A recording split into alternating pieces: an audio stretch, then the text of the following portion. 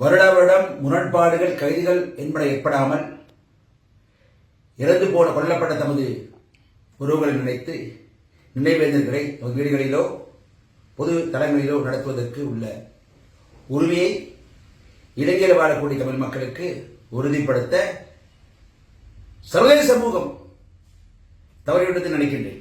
இந்த குறைஞ்சபட்ச உரிமையை கூட இலங்கையின் ஆட்சியாளர்கள் தலைகளிலே பூத்துவதற்கு யுத்தம் நிகழ்ந்து முடிந்து 15 வருடங்கள் ஆகிவிட்ட காலகட்டத்தில் கூட இன்னமும் அது இலங்கை அரசாங்கத்தின் உரிய முறையிலே சர்வதேச சமூகத்தால் ஐநாவால் உறுதியாக திட்டவட்டமாக சொல்லப்படவில்லை என்று நினைக்கிறேன். அதுதான் இங்கே பிரச்சனை. யுத்தம் நிகழ்ந்த பொழுது, கோர யுத்தம் நிகழ்ந்த பொழுது அதற்கு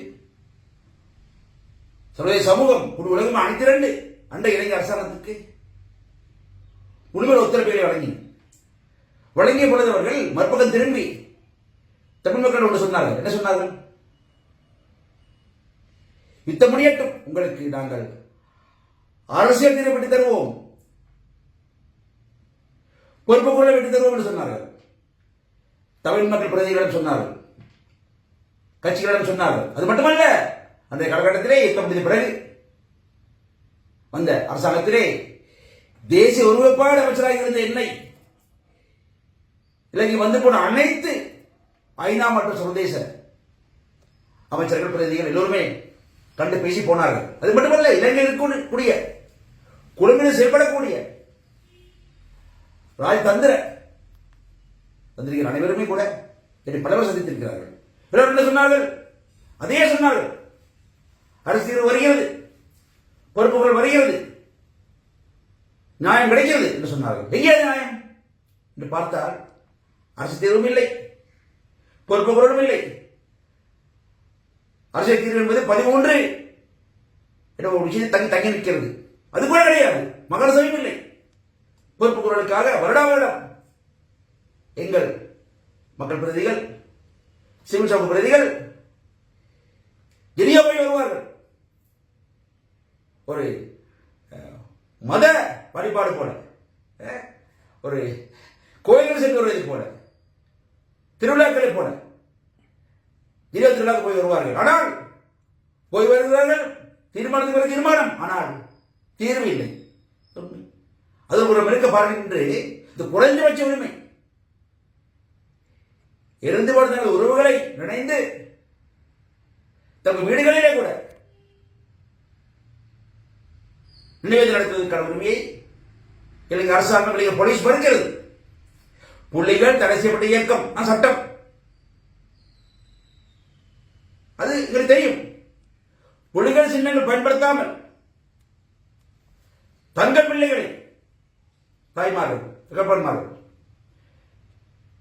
தங்கள் கணவர்களை, சகோதரிகள், குடும்ப பெரியவர்களை, பிள்ளைகள், சகோதர சகோதரிகள் நினைந்து அழுது புரண்டு நினைவேந்தல் நிகழ்த்த முடியாது என்றால் சர்வதேசம் இலங்கை வாழ்க்கும் தமிழ் மக்கள் தொடர்பாக கடவுள் தவறிவிட்டது என்பது உண்மை.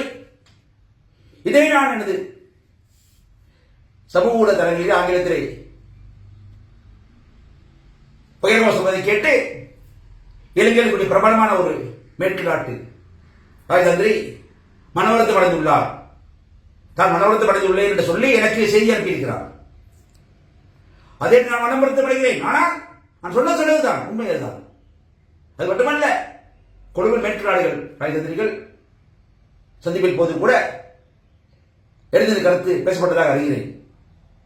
உண்மை, நான் சொன்னது உண்மை. அவர் மனவருத்தம் அடைந்ததுக்காக வருந்துகிறேன். ஆனால் நான் சொன்னது உண்மை, அதை மாற்ற முடியாது. அது உண்மை. சர்வதேசம் தவறிவிட்டது. எனக்கு சர்வதேச நண்பர்களிடம் தன்னிப்பட கோபதாபம் கிடையாது. எனக்கு என்ன கோபம் இருக்கிறது? தன்னிப்பட வரவுகளும் இல்லை, செலவுகளும் இல்லை, ஒன்றும் இல்லை. ஆனால் சர்வதேச அம்பாசிடர்ஸா இருக்கலாம், ஐகமிஷனா இருக்கலாம், சென்று பார்த்து திரும்ப தலையாடி வருவது நான் தயாராக இல்லை, மனோகரசு நான் தயாராக இல்லை. உண்மை சொல்ல வேண்டும். நம்ம மக்களுக்காக, நம்பியிருக்க மக்களுக்காக நான் பேச வேண்டும், பேசுகிறேன், அவ்வளவுதான்.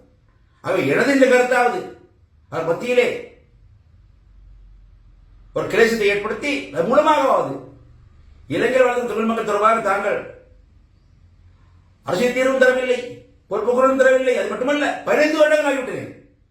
உண்மையிலே நினைவு கூறுவதற்கான உரிமை கூட இலங்கை அரசாங்கம் உறுதியை தருவதற்காக கண்டிப்பாக இலங்கை அரசு சொல்லவில்லை என்ற தவறை ஏற்றுக்கொண்டு உணர்ந்து கொண்டு தங்கள் கொள்கையை மீளாய்வு செய்வார்களானால் மகிழ்ச்சி அடையும். அவ்வளவுதான்.